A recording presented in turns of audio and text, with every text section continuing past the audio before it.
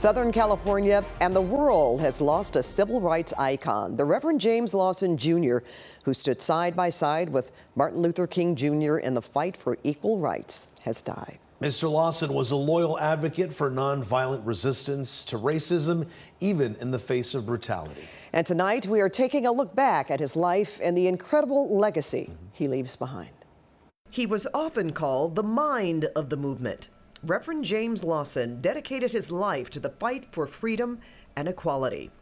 Lawson grew up in Massillon, Ohio. His biggest influence, his father, a pastor. I grew up in an atmosphere of love and compassion in the black church, in my family. From the age of 4, knew that I was going to be fighting racism and prejudice. By junior high, Lawson knew he too would be a pastor.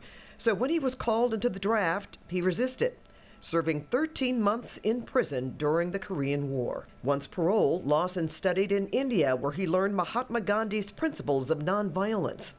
Shortly after, he met Dr. Martin Luther King Jr. after a speech at Oberlin College. This past August, during our last conversation with the civil rights icon, he shared that there was an immediate bond between the two. We were spiritual brothers in every way that that's possible. It was then that Dr. King urged Lawson to join the civil rights movement in the South.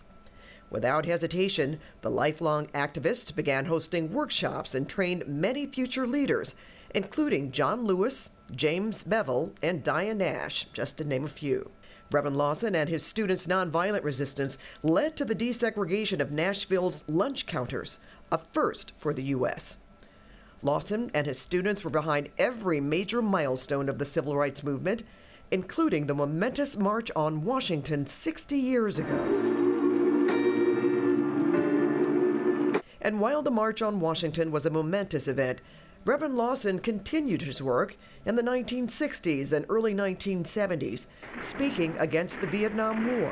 In 1974, he became senior pastor of Holman United Methodist Church in South L.A., and trained local labor leaders and activists, later teaching classes at UCLA and Cal State Northridge. When we asked Lawson about not slowing down at the age of 95, he was clear that there was still work to be done. Of course, all over the world, all over the country.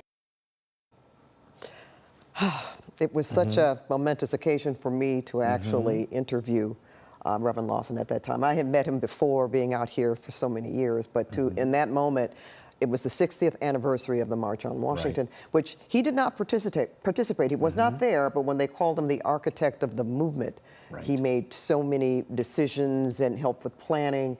And to see him, to me, to be at such peace, you saw him there with his walker, but still very clear-minded and a loving father and grandfather. So certainly, you know, we have lost another icon. And to in every sense of the word. And to look at all the people he met, the events in history that he witnessed, and for us to have him for so many years after that was really a blessing. It for really, everyone. and hopefully it will be. I'm sure he will still inspire the up and coming civil rights advocates.